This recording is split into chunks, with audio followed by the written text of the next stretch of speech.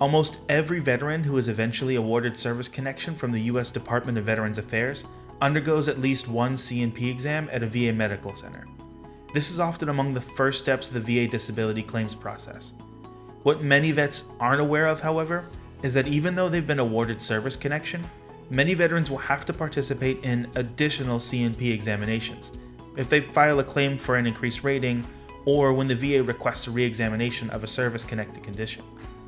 Veterans with certain medical conditions or injuries may need an additional medical exam to assess their eligibility for VA disability benefits. This doesn't require a new claim.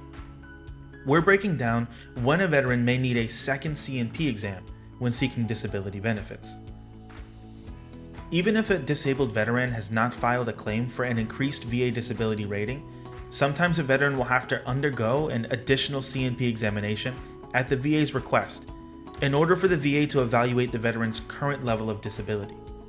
Typically, the VA will order a re-examination if medical evidence indicates that there has been a material change in the disability since the last examination, or if the veteran's disability is likely to improve. For example, if a veteran is service-connected for depression and his VA medical records show that his condition is improving, the VA may order a re-examination. Or, if the veteran is service-connected for a back condition, the VA may order a re-examination every few years because such a disability is likely to improve over time. When you receive a rating decision from the VA, it might indicate that the VA will schedule an examination at a future date.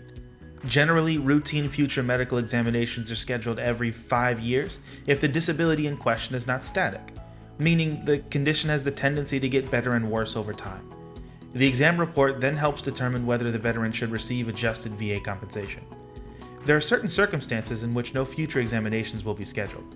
If a disability is static, symptoms have persisted without material improvement for 5 or more years. A disability from a disease is permanent and not likely to improve. A veteran is over 55 years old. The disability is rated at the minimal rating level, or a combined disability evaluation would not be affected even if a future examination resulted in the reduced evaluation of one or more conditions.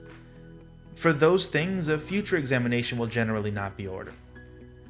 Many veterans who file a claim for an increased rating assume that the VA will automatically schedule them for a C&P examination, but this isn't the case.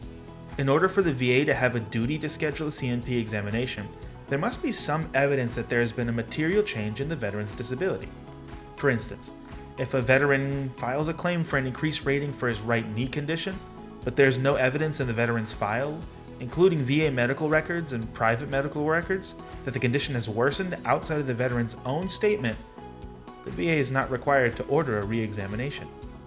Now, if you have any questions about C&P re-examinations, feel free to click the article in the description below.